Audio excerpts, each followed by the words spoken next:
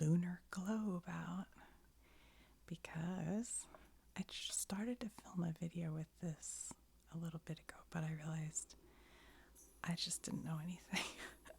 So I've done the tiniest bit of research, and I'll share with you what I know. Obviously, if you're really interested, you can find out so much information. I did listen to some interesting interviews with some of the astronauts. Frank Borman, who just recently died, I listened to a couple interviews with him that I thought were interesting, so you can look those up. But this is a moon globe, and this is from I think 1960. Well, looks like the latest we have on here is 67. So this globe predates any of the manned missions to the moon, or even orbits of the moon.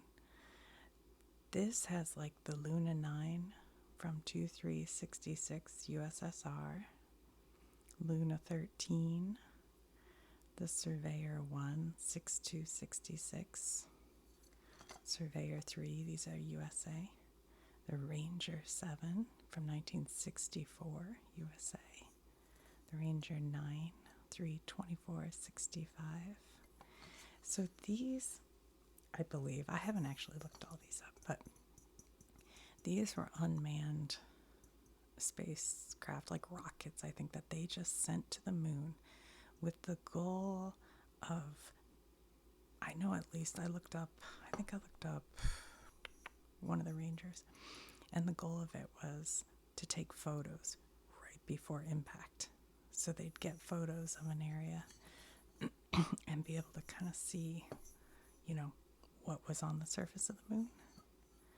And on this globe, look, that's called the Moscow Sea. Astronauts Bay, Soviet range. Isn't that weird that all the way up in the moon we have staked our claim? Lunar Orbiter 1, 102966 USA. Huh. So that must have been an unmanned orbiter because we didn't orbit that soon. And then this says the moon manufactured by Replugal globes. There's a stain on here, and I have tried to get this off. I can't. It's metal. This globe, it's all metal. But here it says lunar landing area, proposed U.S. manned landings to be within this area. And they show this, they called it the Apollo Belt. So they had planned to land them here. Oh, that's crash site if it has a diamond. And a soft landing if it's a triangle. Crash. Crash, crash, crash. Oh, look, Surveyor 3, soft landing. Oh, anywhere. I'm sorry, I misunderstood. That isn't where they were planning to land, I don't think. You look for those polka dots, like those little dots, to know where they considered landing. It looks like there are a bunch of them right in here. So they must have considered landing there. Is that? See all the little tiny dots? I don't know if you can see those. But Apollo 11 ended up landing in what they call the Sea of Tranquility, which I thought was over here. They don't say those. Maybe they didn't call it that yet. Jules Verne. Tchaikovsky. Humboldt. Isn't there a glacier called the Humboldt?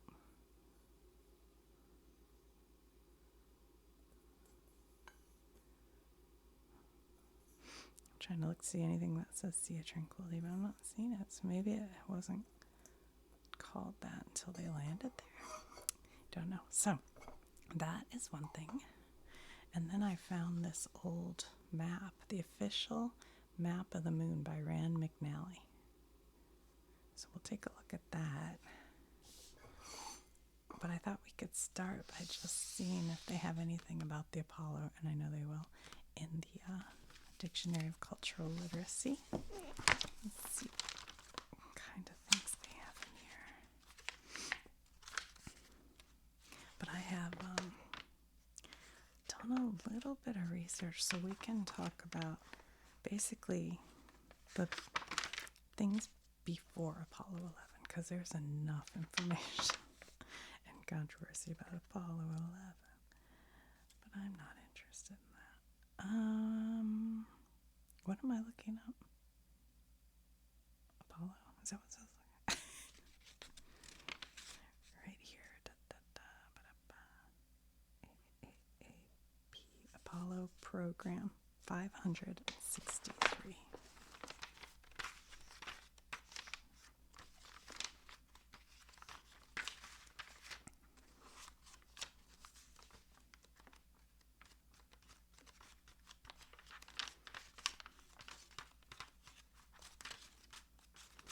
Getting close.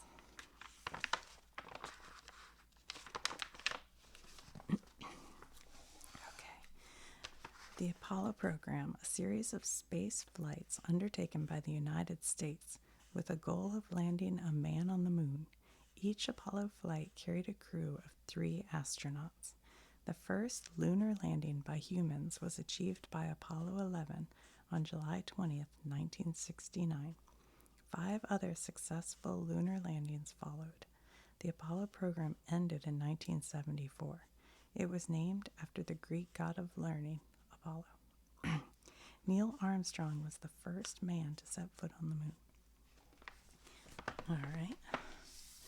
So, I know most of you already know this, but President Kennedy set a goal to land a man on the moon before the end of the 1960s. And I think most of the space people working in space, NASA, didn't really know if that was possible. But there was a definite political push to beat the Russians to the moon. And so that's why, it got pushed along. And it was just a huge amount of progress in a very short amount of time. And pretty amazing, pretty unbelievable, really, what they got done. So this map,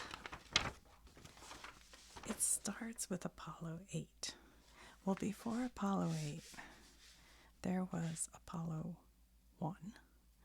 And it was manned with 3 men, like they said in our book of cultural literacy: Gus Grissom, Ed White, and Roger Chaffee. And the plan was for it to, I think, go into Earth's orbit. And it was going to be, sort of a practice flight for getting out to where the moon. So Apollo 1 was doing a rehearsal for a launch that was going to be a few days. It was going to be in February. And they were doing a rehearsal in January of 1967. And unfortunately, it caught on fire. And all the astronauts inside Apollo 1 died. So then, they launched some other unmanned missions, which were like Apollo 2, 3, 4. I'm not exactly sure. I didn't look all those up, but for some reason, there were no manned missions that were 2, 3, 4, 5, and 6, I believe. So Apollo 7 was in October of 1968, and it was going to be sent up to do the orbit of the Earth. And that one, I listened to an interview with, there were 3 astronauts: Walter Schirra, Don Easel, I think, and Walter Cunningham. And I listened to an interview, and I hate to say it, I forget. It wasn't Schirra. It was one of the other 2 astronauts. And he talked about how Schirra was kind of arguing with the Earth, the guys back on Earth. It seems to me Schirra also had a cold, and he was on, pseudoephedrine to clear his nose, which when I take that makes me crazy. So it wouldn't surprise me if that led a little bit to that. But he was being very argumentative. And those three astronauts were kind of thought that they would be the ones who would eventually go and land on the moon. But after that mission, even though it was successful, they never flew again. And a lot of people think it was because NASA just didn't want to work with that crew anymore. But that was unfortunate for the other guys on board.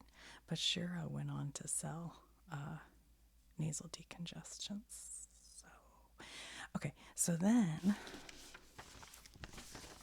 Apollo 8.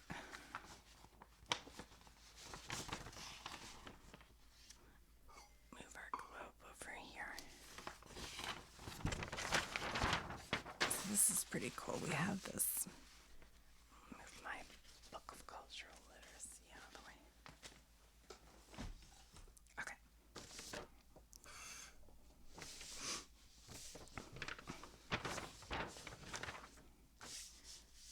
So Apollo 8, I listened to an interview with Frank Borman, and he was part of Apollo 8, and he's the one who just died recently. And that's part of what got me started on all this, because I read that he had died, and I wasn't even familiar with him, and I felt like I should know who he is. So his story was interesting. He was working, I don't remember where, but he was working for NASA, I think somewhere in like California or somewhere. And he gets a phone call, and they say, we got to talk. And he's like, let's talk over the phone, because they were back in Port Canaveral or wherever. And they said, no, this is important. You got to come. So he flew to, talk to the head of NASA or whatever. And he said, the CIA has heard that the Russians are going to orbit the moon, like, really soon. And we have to beat them to it. It's a space race. And so Frank Borman said, absolutely, let's go. I'm ready to go.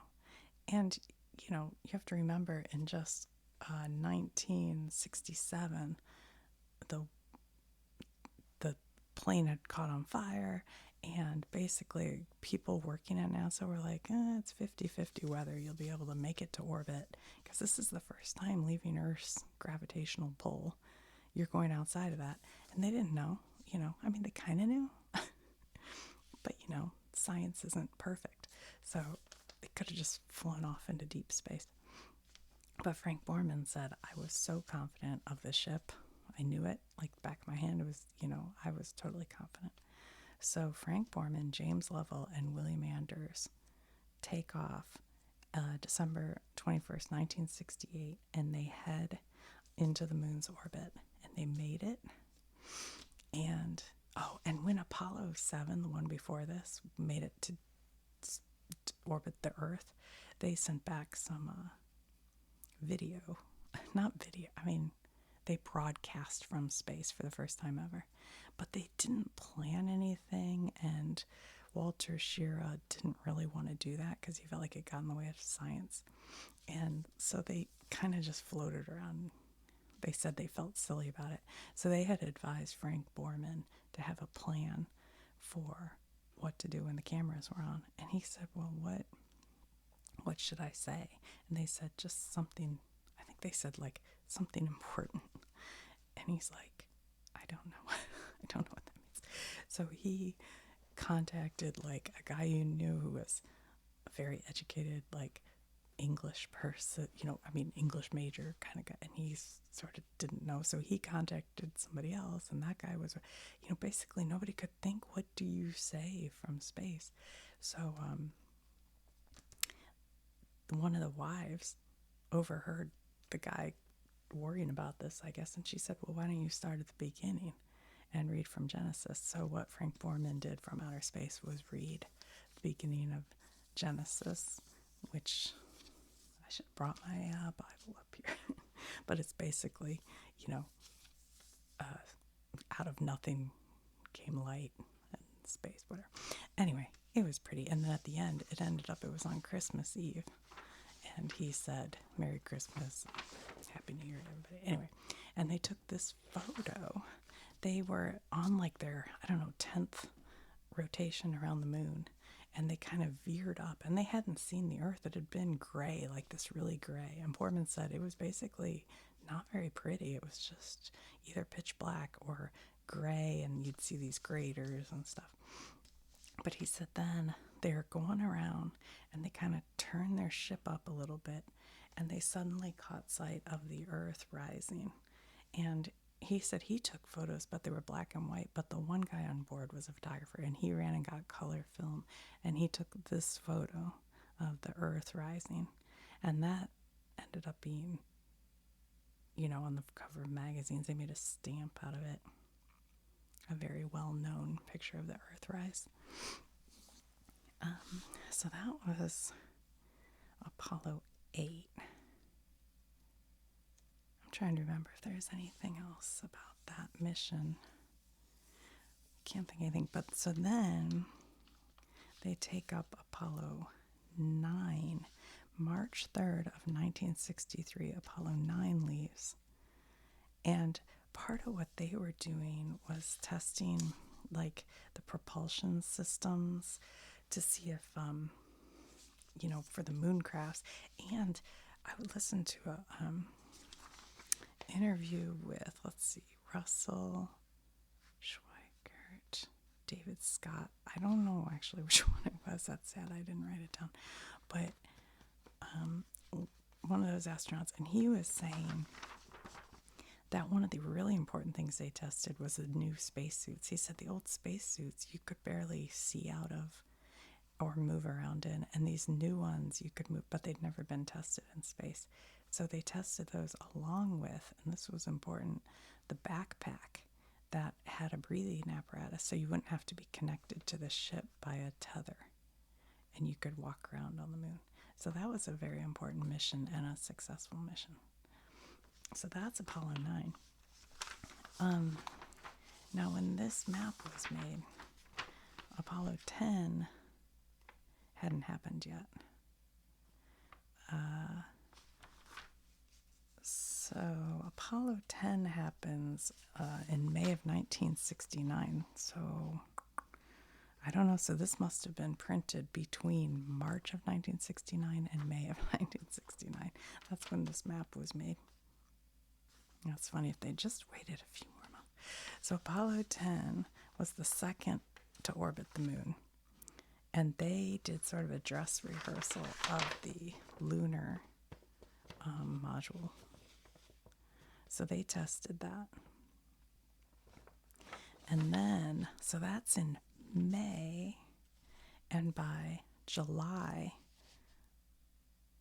of 1969, Apollo 11 has taken off.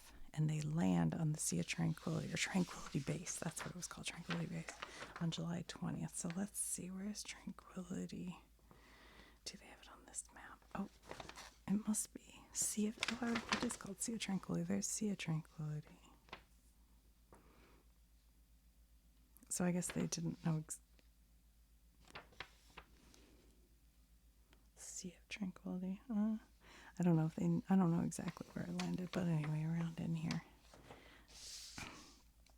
And that, Apollo 11, famously had Neil Armstrong, Buzz Aldrin, and Michael Collins. I mean, how can you have a name like Buzz Aldrin and not be a astronaut? But anyway, so these hadn't even happened yet when this map was made. I might try to read some of this to you, but honestly, the print, I've never seen print so small. I'll put on my glasses and see if I can. Apollo 8 was the epic mission which took man for the first time beyond the gravitational grasp of Earth. It was a big breakthrough for NASA. One of the historical first made by A8 was the astronauts' reconnaissance of the moon from only 70 miles above its arid, silver gray, and seemingly forbidding surface. Out of this came William Anders' enthusiastic vote for Site 11P2 in the Sea of Tranquility as his personal choice of the 5 places under consideration for the man on moon landing, now so soon to occur. Sorry, I'm reading slow. It's honestly the tiniest print. You might be able to read it better on the screen than I can see it here. NASA officials have accepted his evaluation, and his clear, revealing photographs and themselves now are calling 11P2 number 1. From the engineering and control aspects, A8 resolved lingering doubts about the 20,500-pound thrust service propulsion system rocket engine, which, as Frank Borman said, at certain stages just has to work. It did, and with heartwarming accuracy, too. Thrust inputs were controlled down to a half a foot per second velocity adjustments, much closer than NASA or its builders had hoped. Also, the self-igniting hypergolic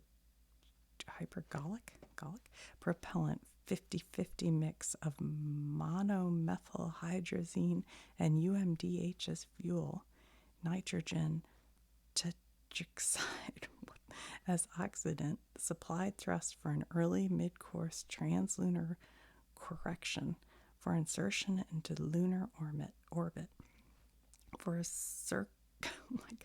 circularization of that orbit, and then, most important, for the trans-Earth injection, the only means for the astronaut to return home. Well, yeah, that's important. The precision of A8 throughout astounded even its participants and mission control. An example, an error in velocity of just over 1 foot a second in the translunar injection could have meant collision with the moon instead of a flyby on the far side at an elevation of only 70 miles above the wild, meteor-pocked surface. Can you even imagine being the very first person to leave Earth's gravitational pull and just go out into space? It just shows how confident the scientists were, or maybe how crazy the astronauts were. I don't know. Because it's just unbelievable and exciting and amazing. I just think it's amazing what science can do. It really is. I don't know whether to read this. It's a lot. Maybe it's too much. I'll read the first paragraph. We'll see if you're interested.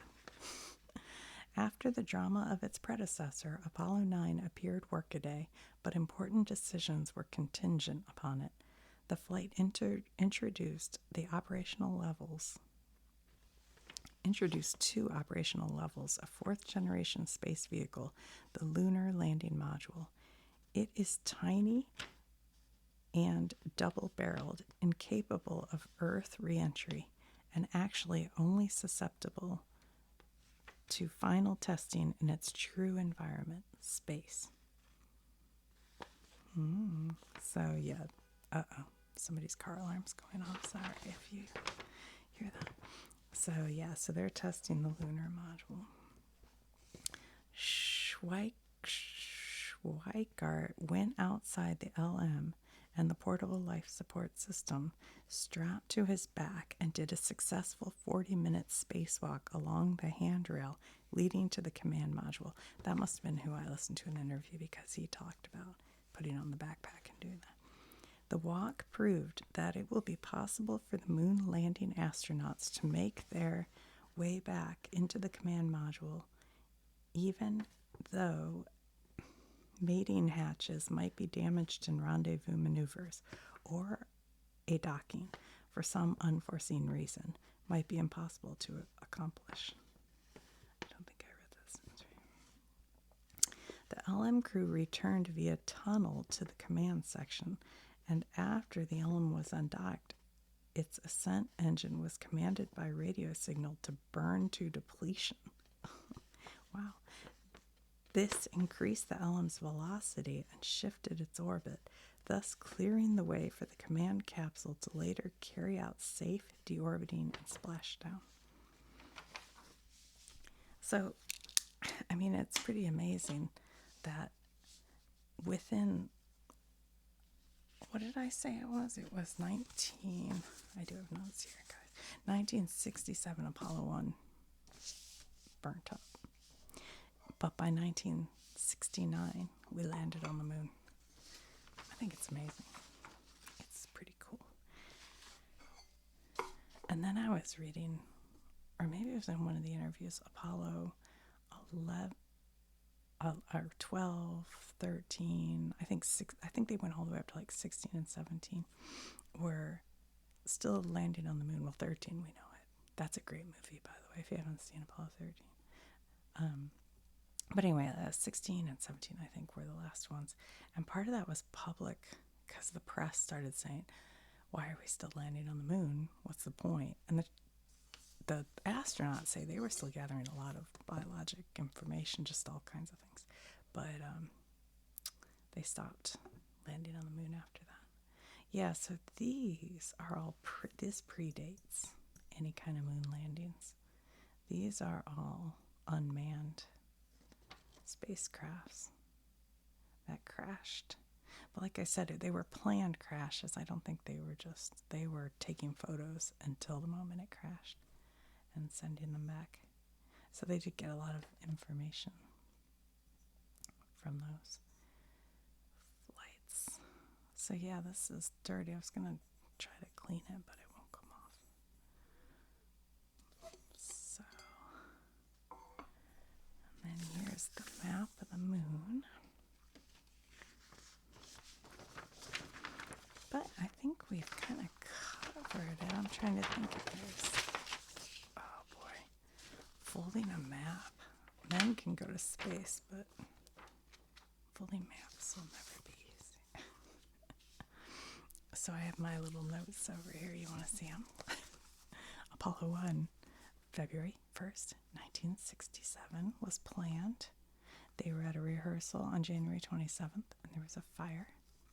It was Gus Grissom, Ed White, and Roger Chaffee. Hold on, out of order.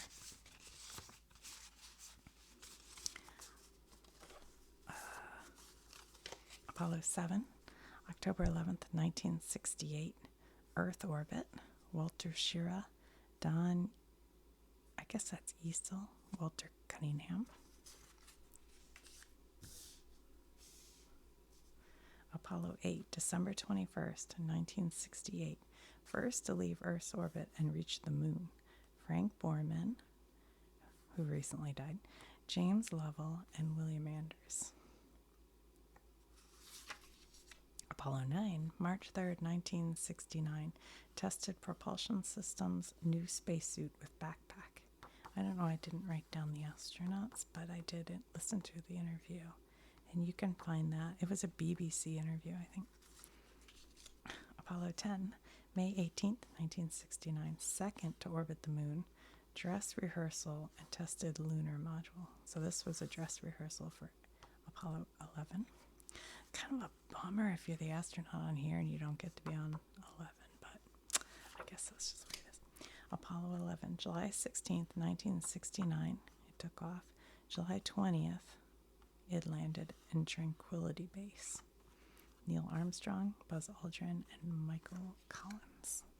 So, there we go. There are but before that, as we learned from our globe, they were sending off quite a few things to the moon. Just smashing them into the moon. All right. Well, thanks for watching, guys. Please leave me comments if you have thoughts on any of that. By the way, if the guy is watching who, I think it was on the NFL video, said, I hate to mansplain, that made me laugh out loud because it's like a joke in my house. My husband will start mansplaining me and I'll go, don't mansplain me. And he says, he thinks he's funny. He says, I'm not mansplaining. If I was mansplaining, I'd have said, which is a funny joke. Anyway, yeah, so if you have any thoughts on anything, I know there's so much more. I mean, I was listening to some podcasts that go into all kinds of details about, the pee system, and which is literally how you go pee and poop. And,